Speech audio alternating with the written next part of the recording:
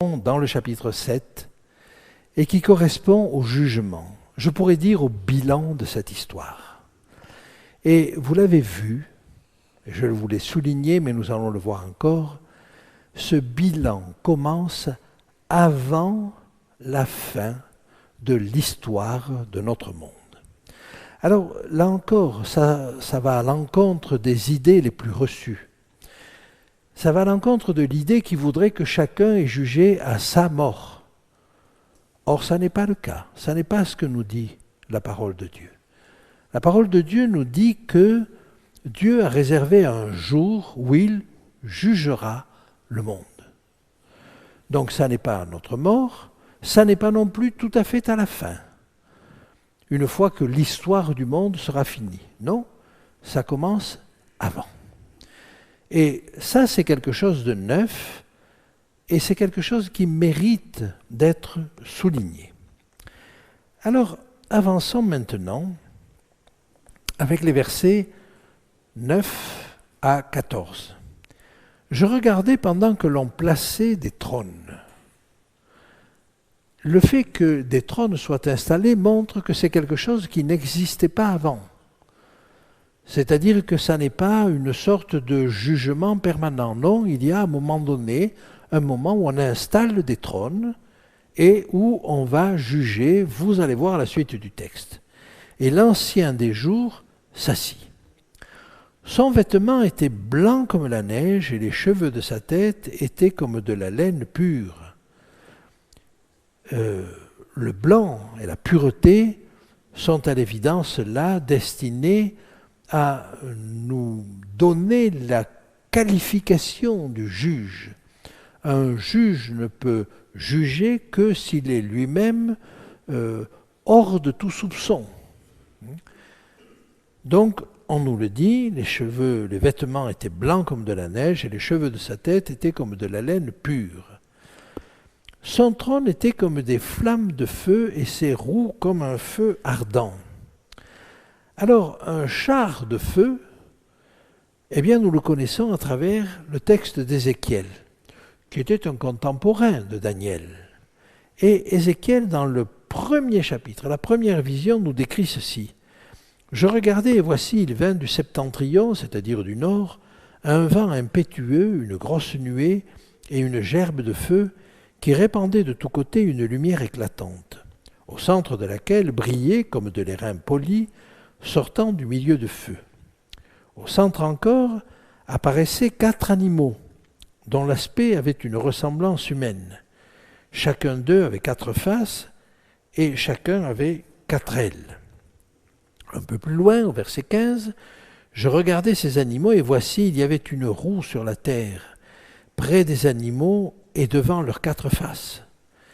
Verset 17, en cheminant, elles allaient de leurs 4 côtés, et elles ne se tournaient point dans leur marche.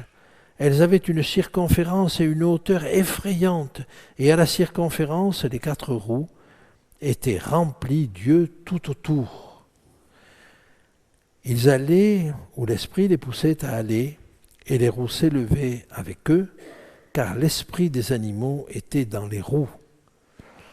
Et si vous continuez le texte, vous allez encore retrouver au-dessus du ciel qui était sur leur tête, parce que sur leur tête il y avait un ciel. Il y avait quelque chose de semblable à une pierre de saphir en forme de trône. Et vous voyez donc que ce qui nous est décrit, c'est un char avec des roues et les 4 animaux. Et au-dessus de cela, un trône. Et sur cette forme de trône apparaissait une figure d'homme placée dessus, en haut. Je vis encore comme de l'airain poli, comme du feu, au-dedans duquel était cet homme, et qui rayonnait tout autour, depuis la forme de ses reins jusqu'en haut, et depuis la forme de ses reins jusqu'en bas. Et je vis comme du feu, et comme une lumière éclatante dont il était environné. Et vous voyez le lien que l'on peut faire avec les reins dont nous avons parlé, et avec la fournaise ardente. Donc ce personnage, sous une forme ou sous une autre, nous allons le trouver dans Daniel, dans Ézéchiel, dans l'Apocalypse, et dans Ésaïe et dans d'autres textes encore. Et d'ailleurs il conclut ainsi, c'était une image de la gloire de l'Éternel.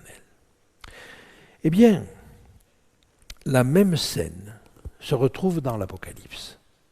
Et vous retrouvez les 4 animaux, les 4 vivants, comme dit l'Apocalypse. Vous y retrouvez le ciel, vous y retrouvez l'arc-en-ciel, vous y retrouvez le trône de Dieu. Et comme dans le livre de Daniel, vous y retrouvez les autres trônes. Et tout ceci, vous l'avez en Apocalypse 4 et 5. Je n'insiste pas pour l'instant là-dessus, et je continue la lecture du texte de Daniel. Un fleuve de feu coulait et sortait de devant lui. 1000 milliers le servaient et 10 000 millions se tenaient en sa présence. Le chiffre est mal traduit.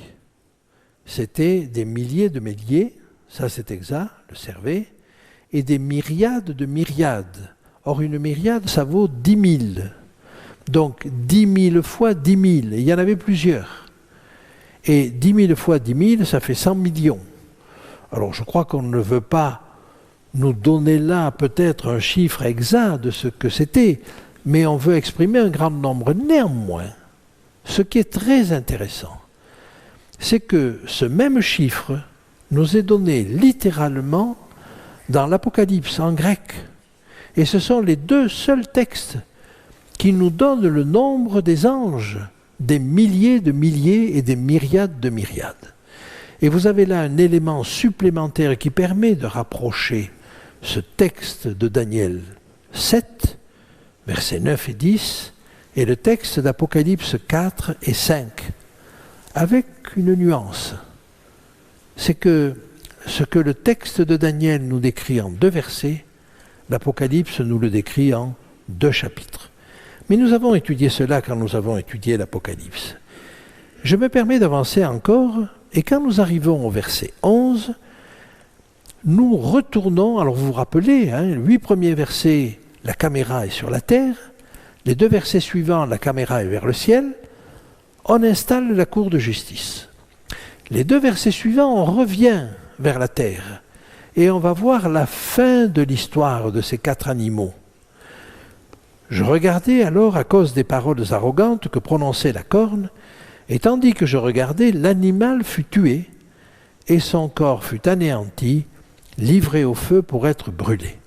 Vous voyez donc que cet animal, il va jusqu'au bout, avec ses cornes, bien entendu, et avec l'action de la petite corne, mais il va jusqu'au bout. Et il nous faut donc comprendre que l'histoire ne s'arrête pas avec l'Empire romain. La prophétie ne s'arrête pas avec l'Empire romain. Le verset suivant est un peu curieux. Il nous dit « Les autres animaux furent dépouillés de leur puissance, mais une prolongation de vie leur fut accordée jusqu'à un certain temps. » Et on a parfois compris cela comme le fait qu'après la mort du 4e animal, les 3 autres survivent. Je ne crois pas qu'il faille le comprendre comme ça.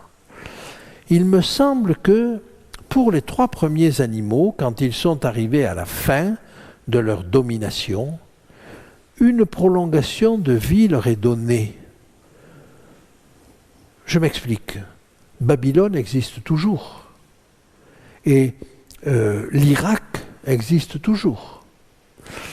Ce qui a succédé là, à Babylone, c'est-à-dire l'Empire médo-perse, était surtout centré sur l'Iran actuel. Eh bien, l'Iran existe toujours. La Grèce existe toujours.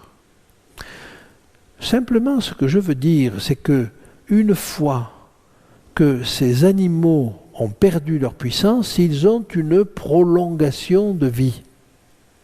Ça ne veut pas forcément dire qu'ils ont une prolongation de vie au-delà du 4e. Par contre, quand le 4e arrive à sa fin, alors c'est une fin complète, définitive. Et ce que nous voyons là, le fait qu'il soit brûlé par le feu, ce que nous avons lu au verset précédent, son corps est anéanti, livré au feu pour être brûlé, eh bien c'est ce que nous retrouvons dans l'Apocalypse, soit pour Babylone, soit pour la bête. Par conséquent, nous avons là la fin de l'histoire. Et maintenant, si nous allons au verset suivant, nous lisons quelque chose d'étonnant. Je regardais pendant mes visions nocturnes, et voici sur les nuées des cieux arriva quelqu'un de semblable à un fils de l'homme. Et vous voyez que la caméra se porte de nouveau vers les cieux. Donc je résume 8 versets sur la terre, 2 versets aux cieux, début du jugement, 2 versets vers la terre pour la fin de l'histoire, et 2 versets au ciel pour nous dire comment va se terminer ce jugement. Et donc, un nouveau personnage apparaît, qui n'était pas apparu dans les précédents. Au verset 9 et 10, quand on installe les trônes, eh bien, il y avait l'Ancien des jours, il y avait les 4 animaux, il y avait la multitude des anges, les 4 animaux sous la forme du chariot de feu, hein. Et puis il y avait les juges. Maintenant arrive un nouveau personnage. Eh bien, quand vous regardez le texte d'Apocalypse sur les chapitres 4 et 5, au chapitre 4, vous avez tous les personnages de Daniel au verset 9. Mais avec le chapitre 5, apparaît un nouveau personnage, l'agneau. Et c'est celui qui apparaît ici. Et avec ces 2 caractéristiques qui nous sont données ici, un fils de l'homme qui s'avance vers l'ancien des jours et qui arrive sur les nuées des cieux, je pense qu'on peut demander à n'importe quel chrétien quel est le personnage qui est un fils de l'homme et qui s'avance sur les nuées des cieux, et chacun y reconnaîtra Jésus. Mais que fait-il ? Il s'avança vers l'ancien des jours. Dans le sanctuaire céleste, Dieu le Père se tient où ? Dans le lieu très saint. Il est partout, nous sommes d'accord.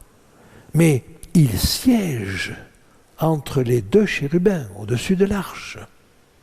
S'approcher de l'ancien des jours signifie arriver vers le lieu très saint. Et dans le service du sanctuaire, s'approcher du lieu très saint, c'est s'approcher de cette purification du sanctuaire dont nous savons qu'elle a commencé avec le jugement. Nous aurons l'occasion de revenir là-dessus. Il s'avança vers l'ancien des jours et on le fit approcher de lui. On lui donna, verset 14, la domination, la gloire et le règne. Et tous les peuples, les nations et les hommes de toute langue le servirent. Sa domination est une domination éternelle qui ne passera point, et son règne ne sera jamais détruit. Ce règne éternel, il arrive quand ? Est-ce qu'il arrive au milieu du 19e siècle ? Ce n'est qu'à la fin du jugement, quand on lui donne la domination, quand on lui donne le royaume. Qu'est-ce que c'est que ce royaume ?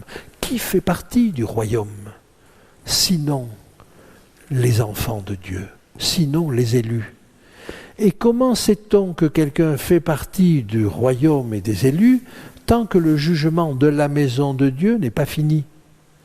Et par conséquent, c'est à la fin de ce jugement qui est réservé à la maison de Dieu qu'on sait qui fait partie des élus et qu'on lui remet le royaume.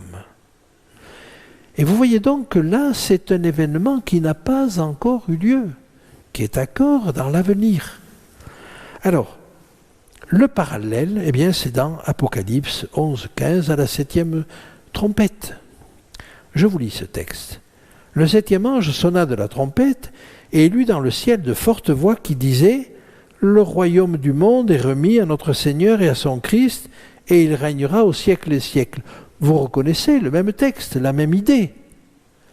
Par conséquent, la 7e trompette va se trouver là, à la fin du jugement de la maison de Dieu. Peut-être vous dites-vous, mais c'est peut-être pas ce qu'on a l'habitude de voir. Si vous allez à la fin de la 7e trompette, au verset 19, vous lisez ceci. « Et le temple de Dieu dans le ciel fut ouvert, et l'arche de son alliance apparut dans son temple. » dans le temple terrestre. Quand a-t-on pu voir à l'intérieur du lieu très saint? Il n'y avait plus l'arche à ce moment-là, je vous le dis tout de suite, mais voir à l'intérieur du lieu très saint. Eh bien, au moment où Christ est mort, le voile s'est déchiré. Le voile de séparation entre le lieu saint et le lieu très saint. Et il marquait quoi? Il marquait la fin du service dans le sanctuaire terrestre. Christ avait remplacé tous ces sacrifices. Et ces sacrifices n'avaient plus lieu d'être. Alors ils ont continué un petit peu pendant un certain temps, mais ils n'avaient plus de sens. Christ avait remplacé tout cela. Et donc vous voyez que le fait de pouvoir entrer dans ce lieu très saint, et l'Épître aux Hébreux nous le dit aussi, c'est cet accès direct au Père. La fin du service dans le sanctuaire terrestre. Mais si là, dans cette vision, nous pouvons voir à l'intérieur du lieu très saint céleste, parce que ça nous décrit le sanctuaire céleste ici, ça veut dire que c'est la fin du service dans le sanctuaire céleste. Et vous voyez donc que c'est à la fin de ce service, quand le peuple de Dieu est jugé, quand le sort de chacun est arrêté, que là, la domination est remise au Fils de l'homme. Permettez-moi encore d'avancer un petit peu, mais je crois qu'il nous faut être assez clair là-dessus. Cette première partie n'est que la première partie du jugement. Ce jugement, l'apôtre Pierre nous dit qu'il va commencer par la maison de Dieu. Il va commencer au milieu du XVIIIe siècle. Nous verrons avec le chapitre 8 comment on peut être plus précis, au milieu, du XIXe siècle. Et il va se terminer un petit peu avant le retour de Jésus. En effet, le fait que ce Fils de l'homme s'approche de l'Ancien des jours ne signifie pas qu'il s'approche de la terre. En s'approchant de l'Ancien des jours, il va recevoir le royaume. Maintenant, il en est le maître, et c'est à ce moment-là qu'il va venir chercher les siens sur terre. C'est-à-dire qu'il y a un certain temps entre le moment où il reçoit le royaume au ciel et le moment où il vient chercher son peuple. Et ce temps, dans l'Apocalypse, c'est le temps des coupes. Nous aurons l'occasion de voir qu'il va se préciser tout à fait à la fin dans la prophétie de Daniel. J'aimerais maintenant prendre quelques minutes pour bien situer ce qu'est ce jugement. Est-ce que le jugement de la maison de Dieu a besoin d'être distinct du jugement du reste des hommes? Est-ce qu'au fond, quand on a jugé les enfants de Dieu, est-ce que les autres ne sont pas jugés ipso facto? Non. Et je sais qu'en Belgique, vous avez un système qu'on appelle le système de la chambre des mises en accusation. Une fois que dans un procès, on a réuni l'ensemble des éléments qu'on appelle l'instruction du jugement. C'est-à-dire qu'on a rassemblé tout ce qui peut être à charge ou à décharge pour chacun des tenants, pour chacun des participants ou des inculpés dans un jugement. À ce moment-là, quand le juge instructeur a fait son travail, il remet ce travail à la chambre des mises en accusation. Alors je ne sais pas si le système est toujours en vigueur, et la chambre des mises en accusation va prendre le cas de chacun de ceux qui sont cités dans le dossier. Et ceux qui sont cités dans le dossier vont être soit mis en accusation, soit écartés de l'accusation. Eh bien, c'est ce temps-là le fait d'être mis en accusation ou écarté de l'accusation qui correspond à ce jugement de la maison de Dieu. C'est la fin, si vous voulez, c'est la dernière phase de l'instruction du jugement. Les enfants de Dieu, aucun d'eux ne mérite le salut. Nous sommes d'accord. Mais ils sont au bénéfice du sacrifice de Christ. Et il s'agit donc de mettre de côté, de sortir de l'accusation, de sortir du procès qui va avoir lieu après. Ceux qui n'ont rien à faire dans ce procès. Dans une affaire habituelle, il y a ceux dont on estime qu'ils n'ont aucune culpabilité. Dans le procès qui nous intéresse maintenant, nous avons tous une culpabilité. Mais nous avons été lavés de cette culpabilité. Et les enfants de Dieu seront écartés du jugement. Ça, c'est le jugement de la maison de Dieu. Mais le jugement proprement dit, si j'ose dire, ce jugement proprement dit doit encore s'opérer. Et c'est ce qui se passera pendant les 1000 ans, où vous savez que les enfants de Dieu seront amenés, ceux qui ont été écartés du jugement, s'y retrouveront, mais comme juges. Et c'est ce que vous avez au début du chapitre 20 de l'Apocalypse. Je crois qu'il est important que nous comprenions ce mécanisme-là. Parce que si nous ne sommes pas au clair sur ce jugement, nous ne pourrons pas donner un son clair. Vous savez que la conception que nous tirons et de l'Apocalypse et de Daniel du jugement nous distingue de pratiquement tous les autres mouvements religieux. Ce n'est pas un sujet de gloire, mais c'est un sujet d'attaque. Et il nous faut savoir répondre à cela. Ce jugement, voyez-vous, ce jugement de la maison de Dieu, ça n'est pas un jugement qui est destiné à faire peur. Ce jugement, il est destiné à écarter, à rassurer le peuple de Dieu. Et quand Daniel voit ce peuple de Dieu persécuté par ces forces du mal, il aspire au jugement.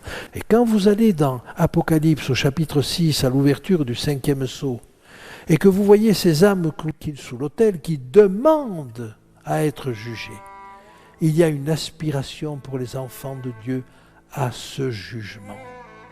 Ce n'est pas un jugement de terreur, c'est un jugement de libération. Eh bien que Dieu nous aide à vivre ce jugement, non pas comme la peur du gendarme, la peur du bâton, la peur de Dieu, non, qu'il nous aide à le vivre comme un moment de délivrance, comme l'espérance que soit enfin reconnu ce que Christ a fait pour chacun d'entre nous. Je vous remercie de votre attention.